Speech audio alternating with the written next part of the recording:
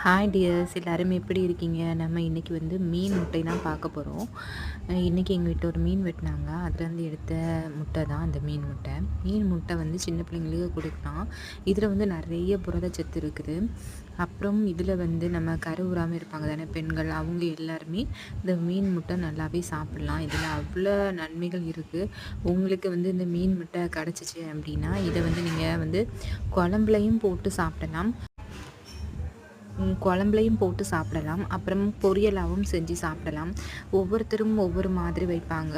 அதே மாதிரி நம்ம இடத்துல வந்து பொரிக்கவும் செய்வாங்க. அப்புறம் இதை வந்து குழம்புக்குள்ளே போட்டு சின்ன பிள்ளைங்களுக்கு கொடுப்பாங்க. நீங்களும் உங்களுக்கு மீன் முட்டை கிடச்சிச்சு அப்படின்னா கண்டிப்பாக சின்ன பிள்ளைங்களுக்கு அதை பொரிச்சோ இல்லாட்டினா அவிச்சு மஞ்சள், சீரகம், அப்புறம் மிளகு இது போட்டு நல்லா பொரிச்சு கொடுங்க. உங்கள் குழந்தைகளும் விரும்பி சாப்பிடுவாங்க.